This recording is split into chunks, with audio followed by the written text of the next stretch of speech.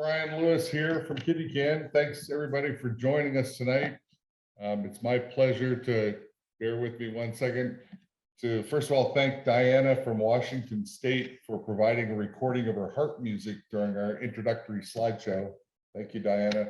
Also want to thank our moderator and panelists in the audience for joining us here for Welcome to Handling the Holidays with Cancer, Creating a New Normal During the Holiday Season. I also want to thank our sponsor, Aveo Oncology, for making this possible. For those who are new to Zoom, there's a chat function at the bottom in the middle of your screen. You should be able to open that and ask questions and type in some questions if you have them. Also, we encourage you to hang around at the end of the town hall for our eggnog hour, which is going to be a breakout session to chat with others in the audience. And we'll drop the link in the chat box during the last session. This will be available on YouTube channel later on this week. It's my pleasure now to introduce our moderator, Frank Eady. He's from he's a genitourinary social worker at Emory Winship Cancer Center in Atlanta. He assists patients there who are treated for surgical oncology, gastrointestinal, as well as genitourinary matters. And he has prior experience in hospice, mental health, and education. Frank, the floor is all yours to start us off. Thank you, Brian, and thanks to everyone for joining us. I'm really glad to be here tonight and excited about the program. Thank you to also the panelists who are going to lend their expertise, and wanted to just get started by letting the panelists introduce themselves. And first we have Tammy from Tennessee.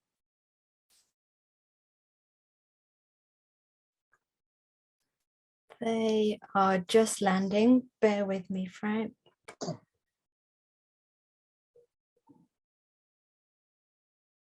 Tammy, Jim, if you could pop your videos on and introduce yourselves, please. Hi, I'm Tammy. I'm in Tennessee. I'm a patient, a mom of an adult daughter with special needs, and also a grandmother to 3 wonderful young ladies, wife. So this is going to be my second Christmas after being diagnosed with kidney cancer. Thank you, Tammy. We also have Joy from California.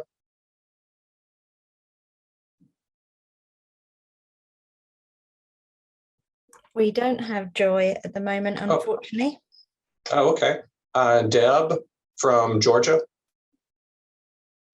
Deb, I'm also waiting on. Let's go to Jim. All right, and Jim? Hi, my name's Jim. I'm from New Jersey. I'm diagnosed in 2016. So this is my 5th Christmas, and it's been a new normal for a while. Thank you, Jim. We had some questions for this session with the topic being, but we always, managing holiday expectations and energy. I wanted to start just by sharing a quick story that I immediately thought of when I saw this topic. Being a social worker, I spend a lot of time with patients and also with caregivers. And it was around this time of year, I was having a conversation with a caregiver who said that she was so excited for the holidays coming up. She loved Christmas, she loved decorating, and she loved to have trees and decorations all over the house. And I responded that, oh yes, that's great. You know, maybe a small tree on the dining room table, a wreath on the door. And she very quickly stopped me and said, no, I have 7 to 8 full-size Christmas trees, fully decorated, 1 in each room of the house. If it's a big room, I may have 2. And so that led us to having a conversation about managing those expectations and maybe focusing a little less on the decorations. So just as an example, it's something that as time passes, things change. Maybe we have to make some adjustments to what we would normally do. We've got some good questions that were sent in. The first one came from Jocelyn. So panelists, if if you want to chime in with any suggestions you might have. Jocelyn asks, often cancer patients feel obligated to not worry their families and caretakers. How can we help alleviate the stress folks feel to act or be normal as to not ruin the holidays? So anybody have thoughts on that? Well, hi, I'm Debbie, and I'm sorry I had changed my name, so I think Lorna couldn't find me, but I am a patient since 2016. And so at the very beginning, I always felt a little nervous about telling people I have cancer and reaching out for help. But as the years have gone by, I feel a little more at ease asking for help and changing the traditions as they come along. I'm not sure about Tammy or Jim, if you feel the same way. As time goes on, it gets a little easier. Definitely. Over time, it's gotten easier. Everyone in my family and close circle knows I have cancer, and they're aware that not every day is a good day. So they pitch in, and at first I didn't want them to, and now I appreciate it. Yeah. I agree. I think it can be a tough conversation. Let's put it that way. My oldest granddaughter knows I have cancer. My two youngest granddaughters do not. They know that I've had a couple surgeries. So it's been a little bit of a balancing act, but we used it as an opportunity to encourage our oldest daughter to start their own family traditions instead of all the kids coming here and all the cooking being done here. That it was really time for her and her family kind of to establish their own. And then, Nani and Potts would fall in where we fall in.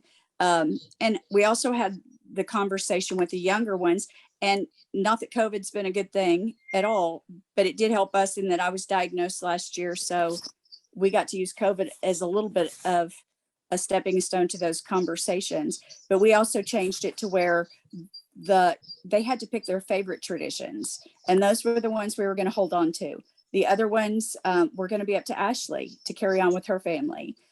Not everything can be done here, so we kind of used that as an opportunity to say, it's kind of time for mom and dad to take over some of the traditions, and they were fine with that. So yeah. I think it was just being honest, but also sheltering the little ones from things they don't really need to be a part of yet.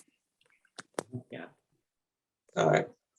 Thanks, everybody. Good ideas there. The next question we have comes from Werner, and he asked, the challenge is I never really know what my energy level is during a holiday gathering and the best way to navigate that. So anyone have experience or thoughts on that? Well, I am on a TKI treatment, and a lot of you guys know that some of that is cyclical.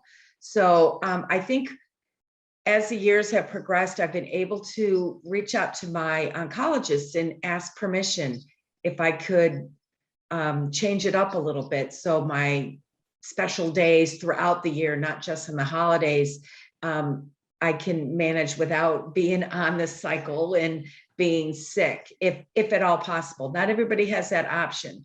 But when I was first diagnosed, and I really was very strict about following all the protocols, that's when as Tammy said, I had my daughter step up to the plate. Okay, I'm going to teach you how to bake cookies now, but I'm going to be sitting at the kitchen table. So there's lots of ways to kind of get help when you don't feel that well, but I think we all need to give ourselves permission to not feel well, and to also be able to ask our doctor if we can change things up for a few days out of the year.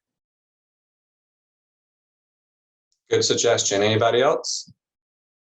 Yes, this is Evelyn from Texas, and I'm a caregiver. And so a perspective about the energy level of the patients is, as a caregiver, you really need to be aware of how they're feeling. And I work really hard to understand how Gary is feeling and then adjust our celebrations or activities based on that.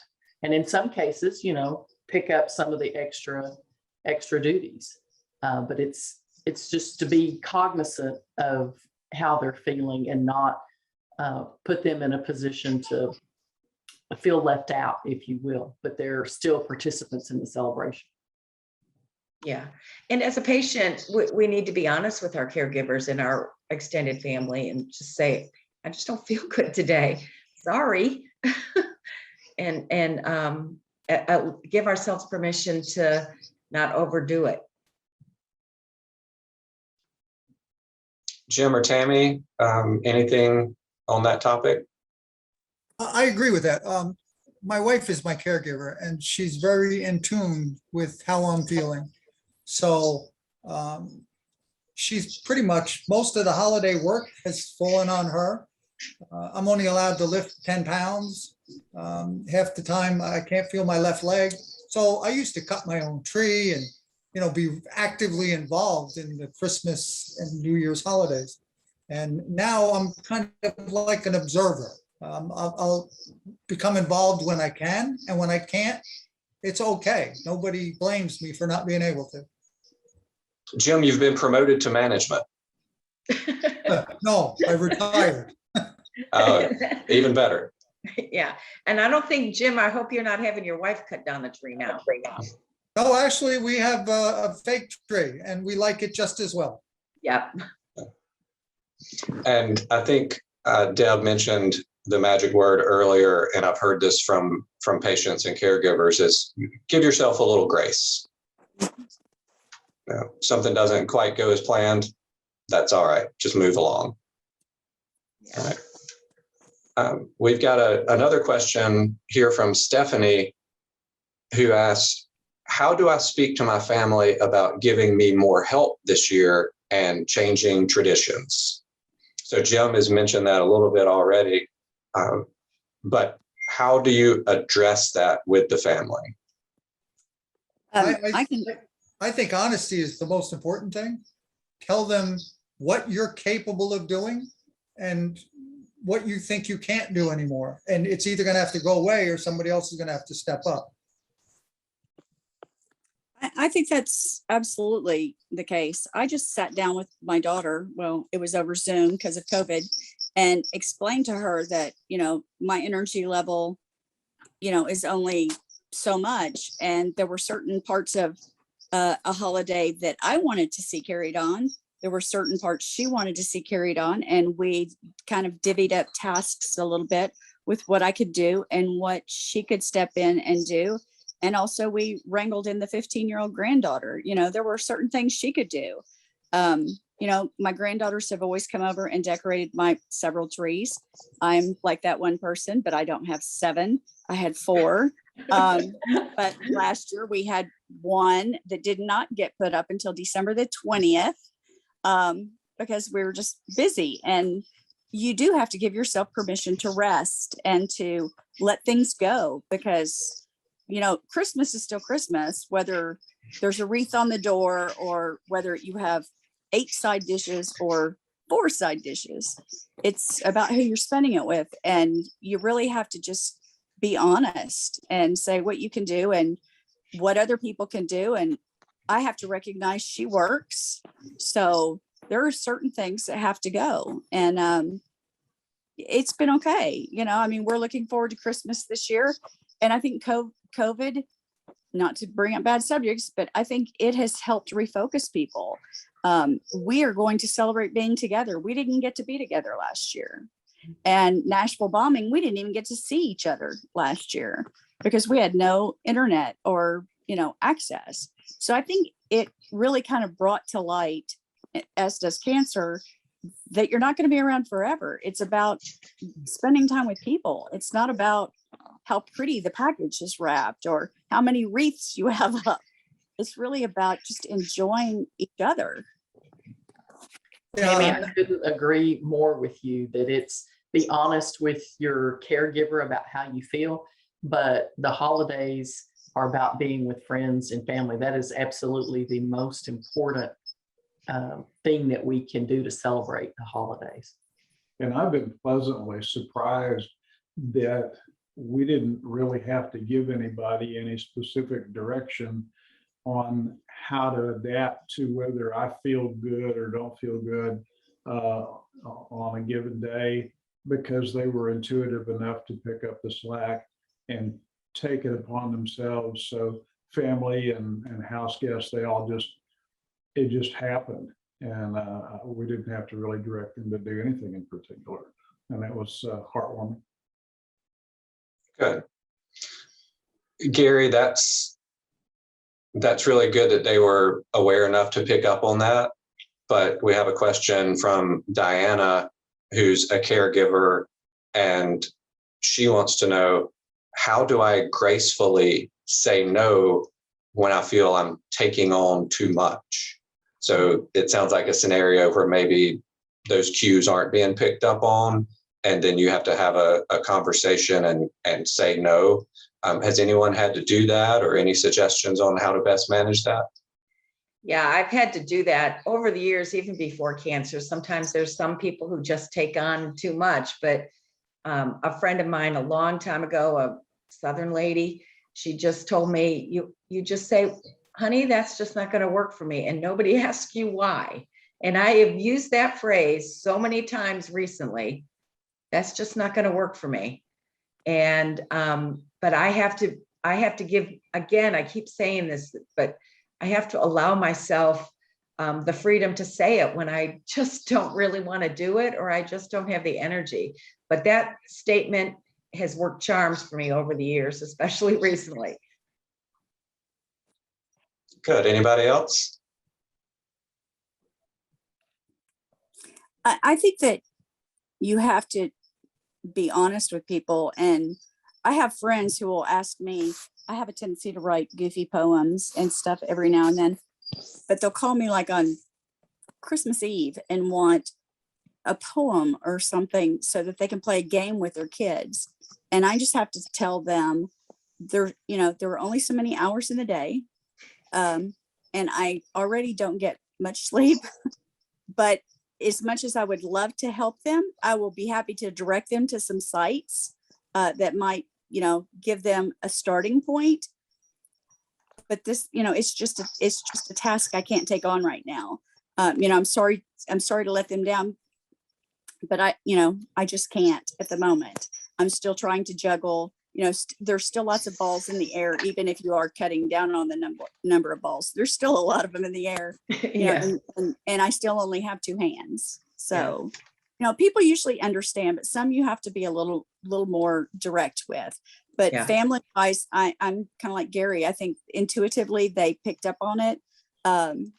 With my adult daughter that's married, when I said we need to have a talk about Christmas, her first statement was, I've been meaning to talk to you because I need to know what you can do, and I don't want you to take on too much. Let's see what we can take off your hands. So that was great. But some people you do have to be pretty direct with, be polite, but be direct.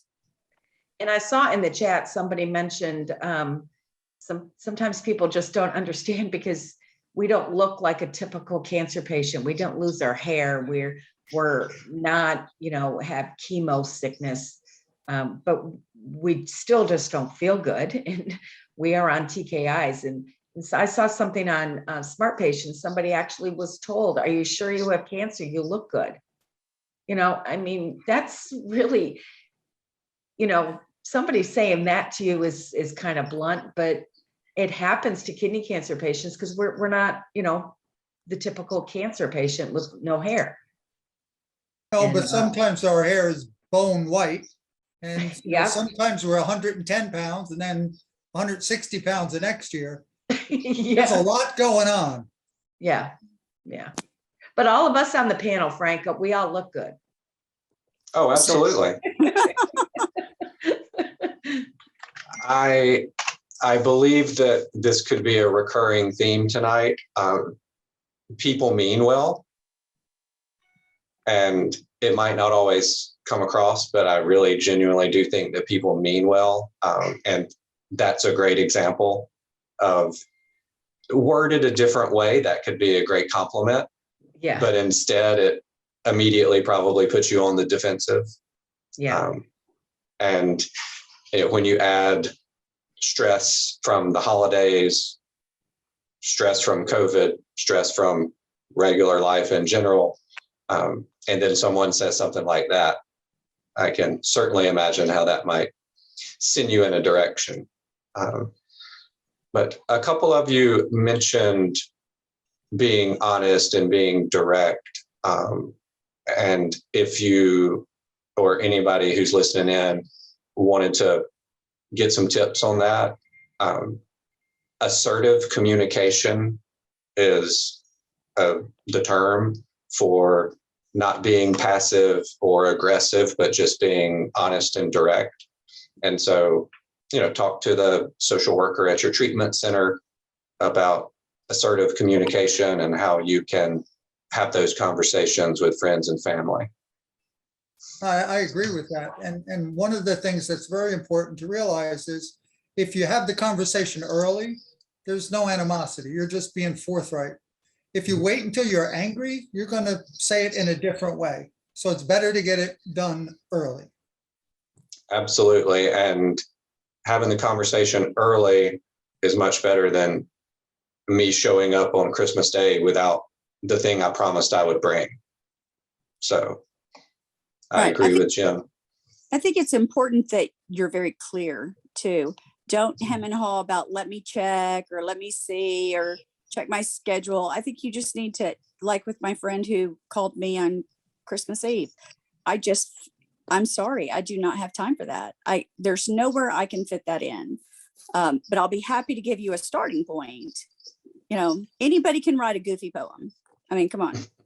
So, but it's easier to have other people do it. But you do have to make sure that you're very direct about it and just say, I would love to help you. I just can't, not this year, maybe next year if I have more notice, but I can't this year. Well, very good. Well, thanks everyone for the questions. Thank you to the panelists for your great insights and good advice. For the panel, any closing remarks or anything you want to add? I just want to add that giving yourself the freedom to make the choices that are going to work for you is very, very important in being honest with everybody around you, your family and friends, on what you can and cannot do, and sometimes what you just don't want to do. So, give yourself the freedom to say yes or no. Change it up. Absolutely. Well, thank you so much, everyone, for helping us with tips to manage holiday expectations and energy. We're going to transition to our second session where we talk about managing side effects during travel. And specifically, we have some experts and TKI warriors who are going to be sharing with us. So as we get everyone pulled up for this, I will let you know that we still have a lot of good questions that we've got here. And then, of course, anything our panelists want to add or share, they are certainly welcome to. Hey, I'm on a Zoom call. Call your daddy.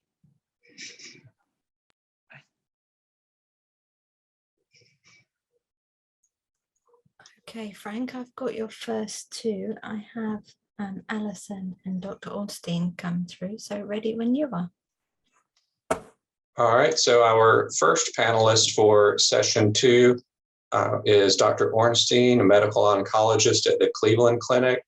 Dr. Ornstein, if you could just give us a brief intro.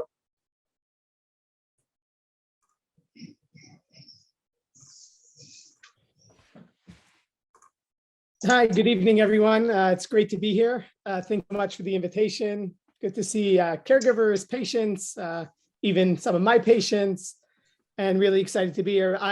My name is Dr. Ornstein. I am a medical oncologist at the Cleveland Clinic. Specifically, I spearhead the kidney cancer efforts, both on the research end and on the clinical end, and glad to share whatever information I can. Thank you, Dr. Ornstein. And we also have Allison Creedon, a dietitian. Allison, you want to introduce yourself to everyone? Hi, my name is Allison Creedon, and I'm happy to be here. I'm an oncology dietitian at Bethesda Deaconess Medical Center in Boston. All right, thanks, Allison. Like I said, we're going to be talking about feeling your best when maybe your best is not that great. And it looks like we have, oh, good. All right, Sherry from Nebraska. Sherry, you want to introduce yourself to the group? Hi, everyone. My name is Sherry Stenachek. I am a part of Smart Patients, and I go by Sherry S. So if there's anything you want to look up there, I can add in later if you'd like me to. But I am from Nebraska. I'm a nurse. I'm a mother of 7 children, and I'm married. I have almost 5 grandbabies, one more on the way. And I'm a caregiver for my elderly parents as well, along with having kidney cancer myself. So thank you for having me here today. And thank you everyone for joining in and hopefully picking up some tips. All right, thank you, Sherry. And then finally, we have Susan from Ohio. Hi, everybody. A lot of you who are on Smart Patients know me as Susan P. Dr. Ornstein knows me as a very long second opinion consult from about a year ago, which we appreciated very much. But I'm just really excited to be here with people in person and talking about things near to our heart, not just our treatments, but I think even though it's me here, not Gary, TKIs came into our life in 2007, almost exactly this time of year, right at the holidays. And so we're coming up on 15 holiday seasons with TKIs in our life and various other things. So I just really appreciate, more than new patients maybe, how much doctors can do to help us if we can just ask. So I'm glad to be here today. All right, thank you, Susan. We'll get started with our questions. The first question, primarily for our doctor and dietitian, is from Becky, who wants to know, are there vitamins that will help me reduce side effects or do better?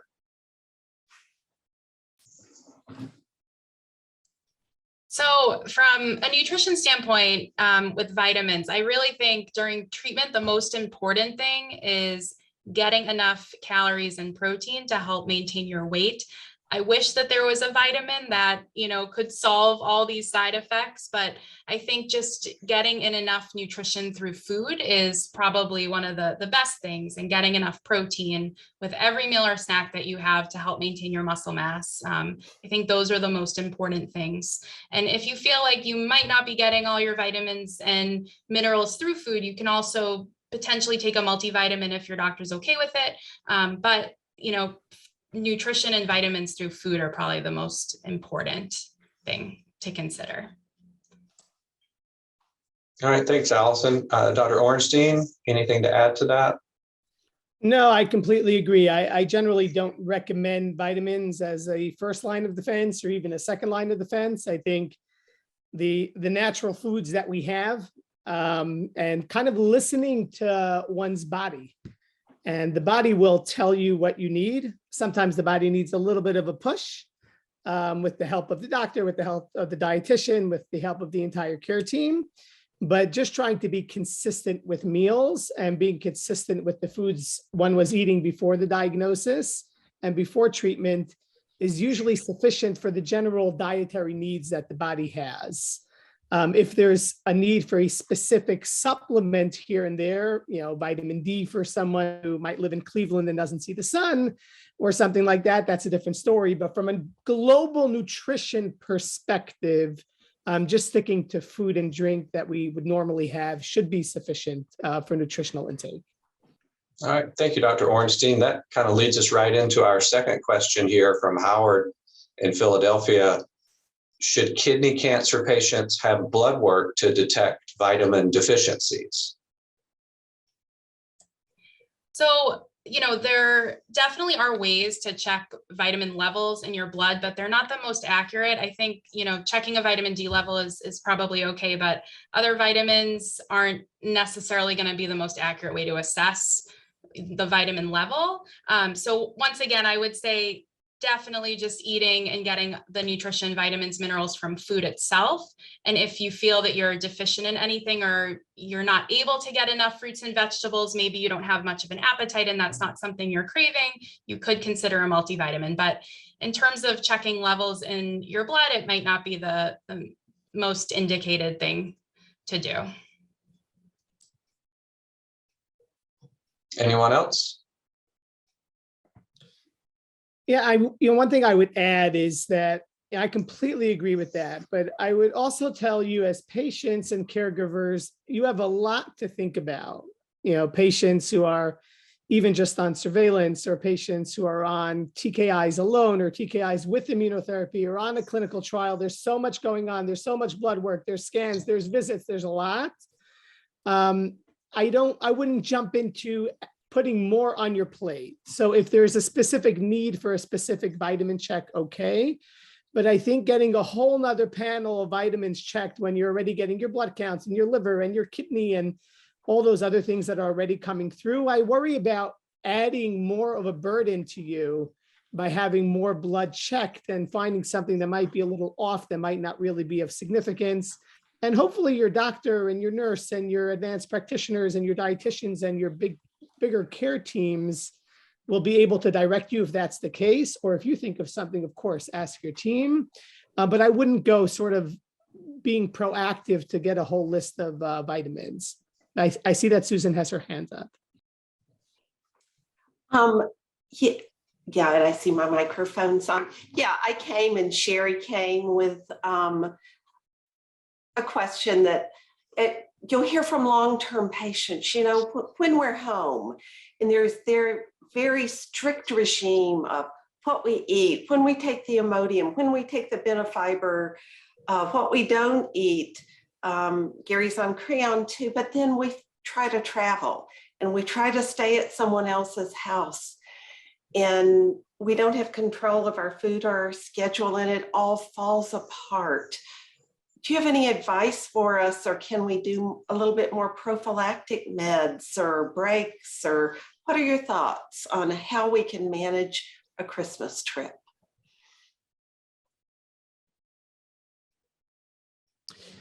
So I'll jump in from a medical perspective in terms of assuming that a patient is on the anti-cancer medicine. I actually want to go back to something that was said in the prior session. I know I wasn't a part of it, but I was listening in. This theme kept coming up about giving one's self permission. And I remember I saw a patient in her late 30s, diagnosed with a locally advanced kidney cancer. And I saw her in my clinic and I was gathering a social history, and she had a couple of young children at home. And she was very stoic and very, very strong in my clinic. And I told her at some point when she started to open up and to cry a little bit, I asked her about it. Are you crying? Are you talking to someone? How are you managing with all this? And she really said no, that she didn't feel like she could open up to anybody because she had to be strong and she had to be there for her children and for her husband, etc. And I told her that you need permission to feel, and permission to feel physically, permission to feel emotionally, and the body, the mind, the soul, have it all aligned and have that guide someone. And permission to feel means permission to speak up. Permission to feel means the right and the ability and maybe even the obligation as a family member to be proactive in talking to the doctor sometimes, who might be running in between patients, and to say, I'm going on a trip. I'm on, I'll use axitinib and pembrolizumab, or I'm on cabozantinib as the only TKI, or I'm on tivozanib that I'm taking once a day. And you know what? I noticed that 3 or 4 days into me taking it on my cycle, I get terrible diarrhea. And doc, I know that I'm only supposed to take a break, or I'm only supposed to take a dose reduction at X, Y, or Z in my cycle.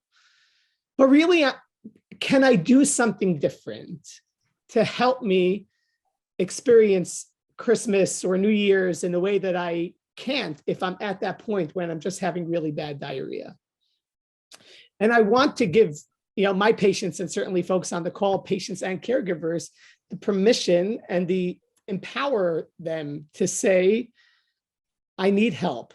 I want to be able to get through something or a time period, whether it's a holiday or a wedding, without having to feel those side effects. And we do have those abilities as physicians and as advanced practitioners and as nurses to come up with ways to work with patients and families so that we can make that happen for them. Whether it's an earlier break, whether it's skipping a dose, and I'm not giving specific medical advice, just general concepts. Whether it's giving a break from a TKI a little bit earlier, whether it's skipping a dose of an immunotherapy or delaying it by a week, whether it's moving up or back a scan, whether it's something that's going to change the diarrhea or the hand, foot, or the mouth sores or the fatigue, shifting those side effects or helping those side effects a little bit earlier or a little bit later to work around your schedules. So the permission to feel and the permission to speak up and the empowerment to do so. And we can help with that. And that's why we have support teams of not just the doctor who's running around and signing the prescriptions, but I tell people all the time, I can't do my job without my nurse practitioner and the nurse who works with us and our dietitians and our care coordinators, et cetera, et cetera. So you have an entire team of folks at home, it seems like, for a lot of you, and you have an entire team in the cancer centers, and we're here to make this work. And we have those tricks and we have those techniques and we want to help. So please ask us. We can definitely help. And I'll ask Allison from a dietary perspective, what can be done maybe more proactively for travel or for holidays. I think definitely, if you're going to be somewhere at a certain time, trying to plan ahead, especially foods that might be tolerated better. If you think you're going to be experiencing diarrhea, so have those foods on hand, just to be prepared for that, because we want to make sure you're still getting your nutrition, but just keeping in mind the foods that you tend to tolerate better during that time. And so a lot of times when I'll just talk about diarrhea and foods to avoid when you're experiencing that, but definitely anything like with dairy, and it can certainly exacerbate diarrhea, raw fruits, raw vegetables, whole grains like brown rice, whole wheat bread, things like that with the added fiber can certainly exacerbate diarrhea. So trying to have things on hand that may not make it any worse is really important. And so trying to think ahead of the foods that you can have available to you. All right, thank you, Allison and Dr. Ornstein. Sherry, personally or professionally, any experience with this? Well, first I want to thank the both of you for bringing up, and Susan too, the fact of being your own advocate is so important. And no one knows how you feel. They don't know what's going on after you leave the clinic. And these are all things that you learn over time, that it is so important to have what Frank called an assertive communication process with your healthcare team. They only want to help. I kind of learned that the hard way, trying to do a few things, but my side effects kept getting in the way of that. And I learned pretty quickly that if I share that information, there are some things that can happen to turn that around. And so I went through a cycle when I was first diagnosed where I was up and down and up and down. And I feel like over time, and we all learn, at a different pace, but you'll find what works for you as far as foods, activities, the whole list of things that you're accustomed to eating or accustomed to doing that might need some altering. And part of the discussion that was mentioned before was I go to travel to go to Christmas and I don't want to miss anything. That's where I find myself a lot of times. I want to be with my family, with my friends. But to possibly think about pre-assigning someone to kind of look over you when you're out in public, which is different than being at home when you have control over your surroundings, or at least a little more control. So pre-assigning someone to say, hey, this would be a really good time for you to go take a rest, okay? Because people had to say that to me because I didn't want to miss out, right? And so what happened is I spiraled down by the end of the day and had to quit early anyway. And so if your caregiver, if whether that be a day-to-day person or someone that's familiar with your routine, and just give you permission, right? A lot of us want to be there for everything, and just giving you permission to go take a rest. And part of having a successful interaction as far as holidays or any other event is pre-planning. And that starts with your healthcare team, making them aware of, what you are hoping to do. And also pre-planning, I relate this back to having 7 children. And when you have your first baby, you're not sure what to pack in the diaper bag. Okay, like some parents are going to load everything and the kitchen sink, and some parents are going to get caught red-handed without anything. So really planning ahead on what you are going to need on a given day. Now, you're going to hit and miss that a couple times, right? Like you're not going to have the right stuff with you possibly the first couple times, but over time you learn what to pack. And things like a sweater, because some of us are chilled more than others, and so the temperature may be different where you are. All your medications, making sure you have everything that you could possibly need with you when you go on a trip and travel elsewhere. Taking headset or something that muffles sound while you are resting. And resting is very important if you feel that you need that. I feel that for me, fatigue and diarrhea kind of go hand in hand. And so if I get to a point where I'm overtired, that's when I start to experience more side effects. And so if you can avoid that in any way possible as well. Knowing your surroundings, let's say you're at somebody's house that you've never been to before. I would scope out a quiet resting place, and I would scope out the bathroom. Okay. And possibly asking, now, remember, I'm a nurse, so I'm going to talk about some things that may not be, publicly, whatever, but if you're having trouble with diarrhea, having a bathroom that can be kind of yours would be ideal. Maybe not possible in all situations, but at least letting your host know that that's one of your needs, and they can accommodate accordingly then. If they're unaware of that, you might be hustling at the end, and really pushing your luck to try to get to the bathroom or whatnot. Pre-treating with meds, I personally start that process at least a day ahead of time. I start with my antidiarrheals, and I'm making sure that I'm on track with that. I also have found a home remedy. I don't know if, and this is coming from a patient, not from an RN professional guidance here, but as a patient, I have found that if I can do a flour mixture, okay, raw baking flour mixed with water, basically it's a 1-to-1 concentration. So I use about 3 tablespoons of flour, 3 tablespoons of water, and mix that together. And it has been a game changer for me.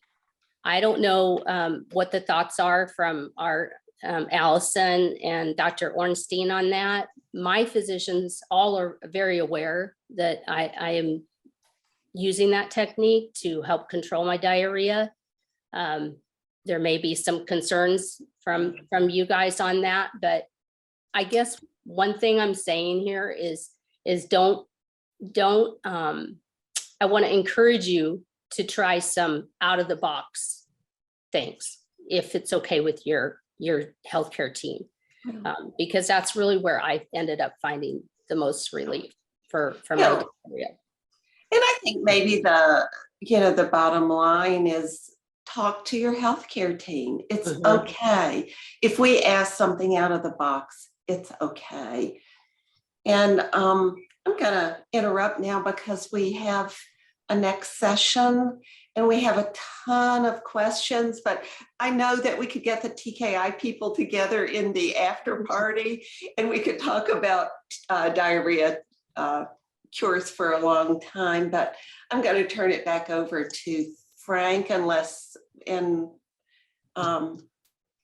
Yeah, thank you, Susan. And thanks, Dr. Ornstein, Allison, and Sherry as well for, as some people in the comments said, keeping it real and being honest about what's going on. So thank you all so much for taking the time to answer these questions and share your expertise and experience with us. We really appreciate it. And we are going to move on to session 3. For this one, we're talking about keeping up your holiday spirits. It can be, in this time of year, as people have mentioned, exhausting, not only from treatment, but also just the amount of things that either you expect to do or you would like to do.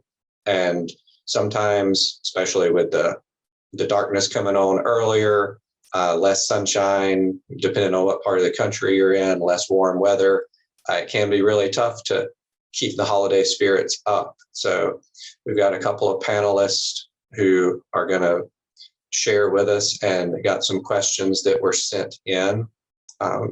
So if you don't mind giving us a quick intro, Laura from California. Hi, my name is Laura Usfeller, and I am in the Southern California area. I am a 5-year survivor, 5-year ongoing survivor of metastatic papillary kidney cancer in relation to HLRCC. And I also unfortunately lost my mom to kidney cancer a couple years ago. All right, thank you, Laura. And we have Diana from Washington. It's such an honor and so nice to be part of this. I hope that my sound is on. My name is Diana Beaumont. I'm known as Sleuth Diana on Smart Patients.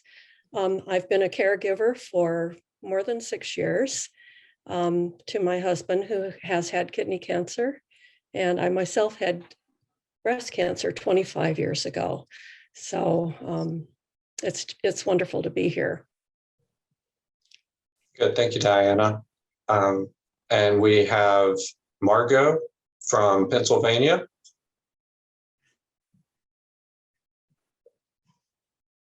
Oh, Margot's muted. Margot.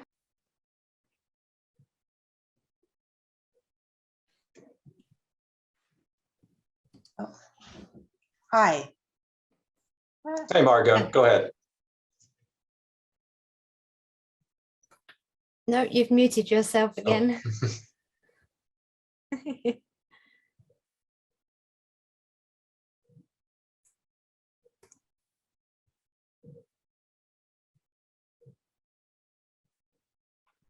Okay, am I good? Perfect. There you go. So sorry. I've been a cancer patient for 5 years, and I'm also taking a TKI. I've been on Cabometyx for almost 3 years, and it's wonderful to be with this group. You've been such an inspiration to me in being on Smart Patients and KidneyCAN. I'm just happy to be here. All right, thank you, Margot. And then we have Gary and Evelyn that were with us earlier, and Dr. Ornstein as well. If you would, panel, think back to the time when you were first diagnosed. We have a really important question here from Becky in North Carolina, who has been recently diagnosed, and she wants to know, how do I handle other people's emotions? I have no clue what to say, except you are not the one sitting here with cancer, and I am still having a hard time. So anyone have any thoughts about that? Well, Go ahead. Luke, you go. Go ahead, Diana. You want me to go?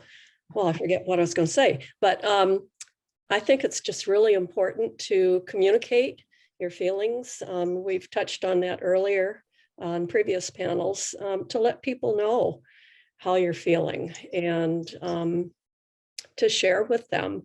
And I remember that when I was first diagnosed with my breast cancer, everyone was racing around and putting so much emphasis on getting the right perfume and the right things. And I remember saying to my family, those things are not so important to me. And I could just imagine them all whispering in the back room, well, you know, dear, she has cancer, and, you know, you can expect she'll have some different ideas.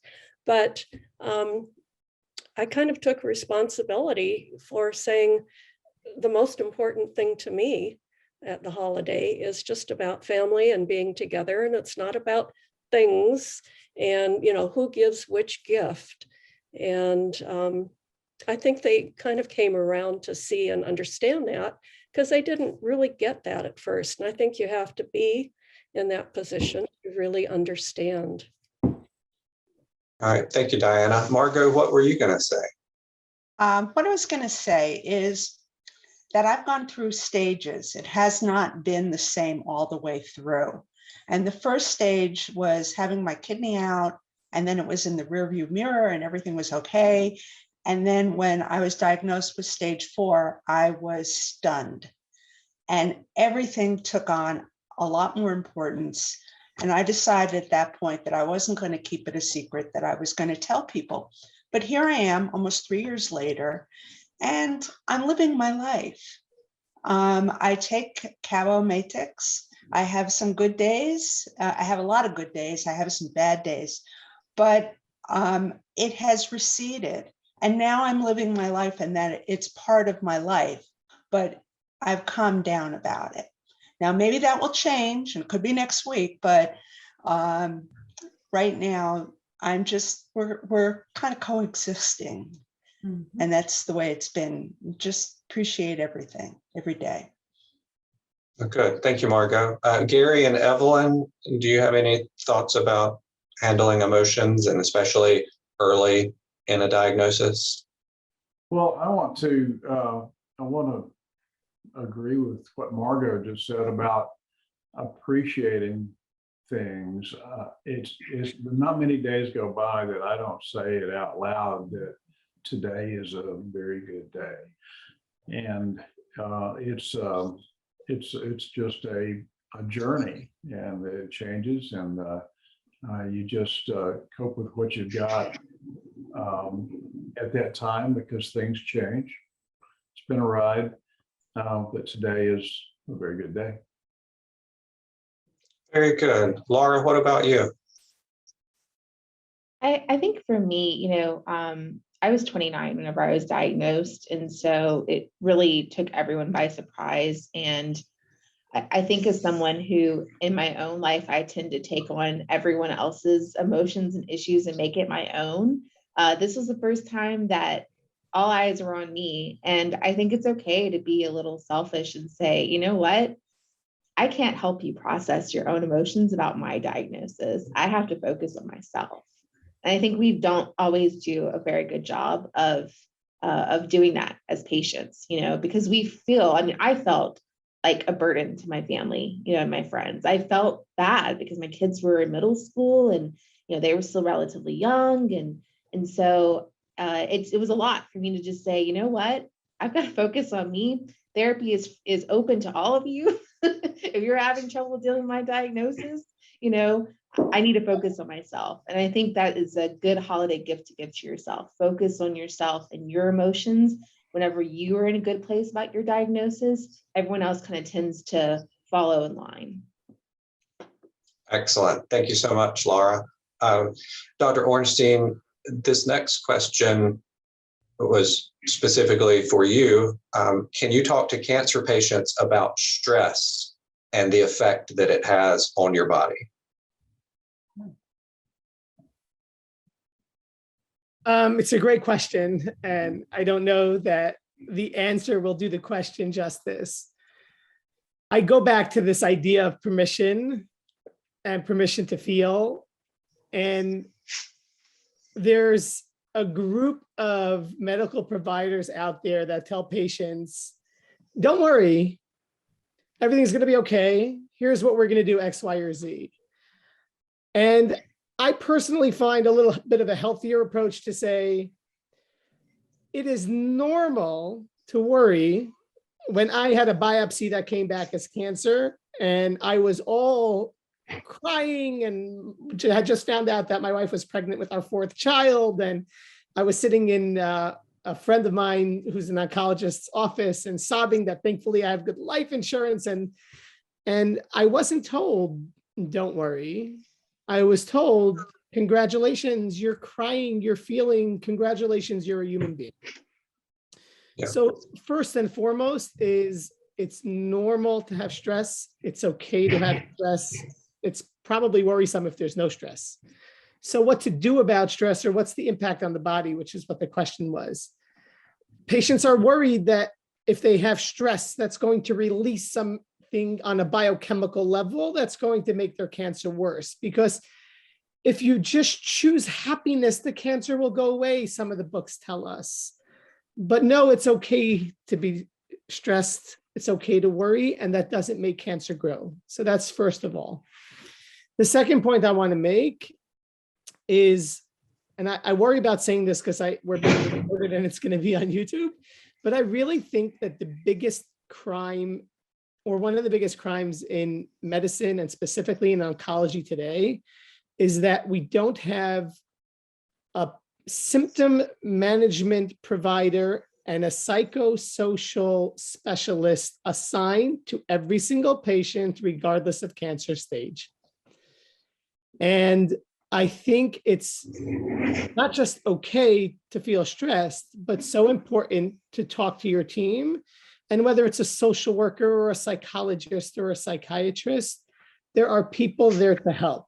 We talk a lot about the diarrhea and making sure you know where the bathroom is and doing your preparatory arrangements a couple of days before and maybe moving scans up a day or later. But how about meeting with a professional that can say, it's okay to feel stressed. We want you to feel, we want you to be human. And here are some tips. Here are some coping mechanisms. Here are some tools that you can have for your toolbox to guide you through this, both between you and yourself, but also between you and your family and friends. So it kind of in summary, again, number one, it's permission to feel that stress. The stress is not causing the cancer to grow. And there are real mental health specialists, from social workers to psychologists, to psychiatrists, to nurses, to care coordinators who are there to help through this, to provide coping techniques and mechanisms and just little tips for patients and their families. Well, thank you so much, Dr. Ornstein. As a social worker myself, I think you peaked at my closing statement. That hit it right on the head. I want to thank everybody on the panel for session 3 here, because holiday spirits, that's something that doesn't show up on lab worker scans. And like the good doctor said, it's very important to talk to someone and to acknowledge those emotions. Thank you all so much for sharing your stories and your experiences with us. We are going to move into our closing remarks. We'll have Brian back with us. Just once again, everyone that sent in questions, everyone that was on a panel and gave input, thank you all so much. We really appreciate it. Thank you, Frank. Thank you, Dr. Ornstein. Thank you, panelists. It was wonderful to hear from everybody. I was just jotting down notes. I think this conversation could go on for another hour or so, but I was really caught by, what was said about being with family and being together, knowing your limits, listening and knowing about your body, giving yourself permission, having control over things and when things are out of control. All great tidbits to take with us, nuggets to take with us. But the best one of all, I think, came from our own Deb Bay, and that's just not going to work for me. I like that a lot. I'm going to start using that. So thank you all for attending tonight. Thank you, Frank, for hosting. Thanks for all the panelists for all that you're doing. Thank you, Aveo Oncology. You're all going to receive a short survey after the town hall. We'd appreciate you completing it if you can, so we can gather some feedback to hopefully make these better in the future. In 2022, on January 19th, we're going to have Dr. Martin Voss from Memorial Sloan Kettering and Dr. Robert Uzo from Fox Chase to do a looking back, looking forward at kidney cancer. So mark your calendars, January 19th, 5 p.m. And if you'd like to rewatch this town hall or share it with your family and friends, it'll be available on YouTube, and we'll get to hear Dr. Ornstein's remarks forever on YouTube. Just kidding. If you'd like to hang around with us, like we were talking about, in the chat should be the link to the eggnog hour. I'm going to stay on here for a moment, but please click your link and get over there and have a good time. If we don't get to touch base again, thanks for joining us. Happy holidays.